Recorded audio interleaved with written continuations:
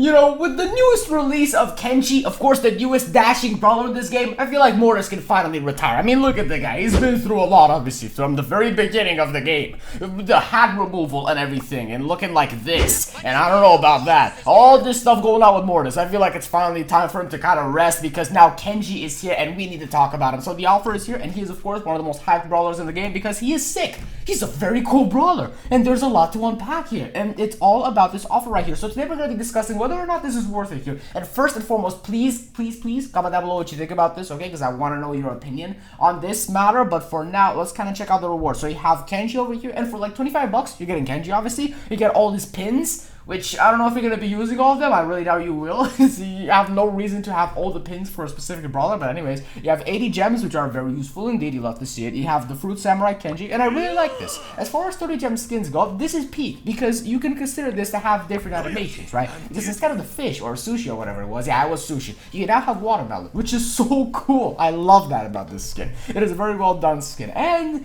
in my opinion, this should be a little bit more controversial here. The 10,000 bling. Look, there's something about this 10,000 bling that we need to talk about today. But first and foremost, let's try out the brawler and kind of go for a match here. Not the training grounds. Come on. What are we doing here in the training grounds? Anyways, you know what's really interesting though? The spatula. Look, if you get the brawler early access, you have the opportunity to play him whilst the SpongeBob event is active to try him out with the spatula. And if you don't, and you get him after the event ends, obviously you won't be able at all to be using the spatula, which is pretty inconvenient, I guess. But hey, that's the truth of it. So there you go. You got the fish over here. That looks cool. But let's go for a match right here, because we can surely do that. You love to see practice matches. I love these things. So look, the offers, there's something I need to talk to you about these, okay? And it all has to do with the rewards you get inside of them, right? The price, it makes sense for some reason. It's like a legendary brawler. It's a high price, but the offer itself is pretty worth it. But there is a very big issue about it that might be a deal breaker still. I need to understand that. So the 10,000 bling, look, 10,000 bling is awesome, okay? 10,000 bling is good. You can use that in a lot of different ways, but look, power points and coins are way more important, at least in my opinion, right? Power points and coins are the sole thing that like help you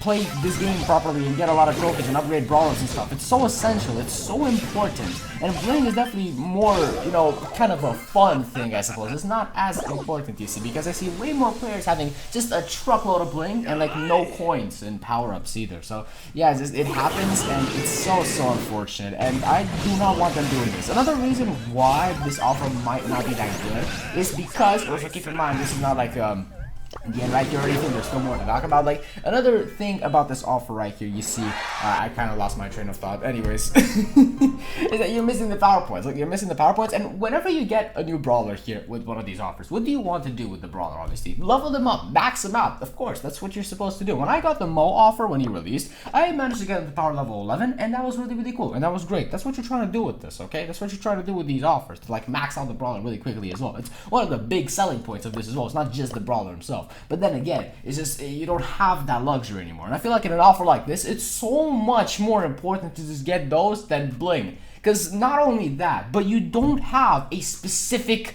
let's say, epic skin or super rare skin that you can even spend that bling on. Like, there's nothing you can do. If you get a brawler early access, you're going to be grinding that brawler, especially Kenji, because he's legendary. Because come on, you get him before everyone else, you want to show him off. And you're just going to buy bling for another brawler? You're going to buy a skin, basically, for another brawler? Like, it makes no sense. I don't understand why they would do that. It's such a weird thing. It's so confusing to me. And I guess I won't ever understand that. It's so peculiar. And also the pins as well. There's something wrong about the pins for Kenji, and that is, why do they need to give out all of them? It's so confusing. I'll never understand that about this offer. Why do they have to give out all Kenji pins? You can only use 3.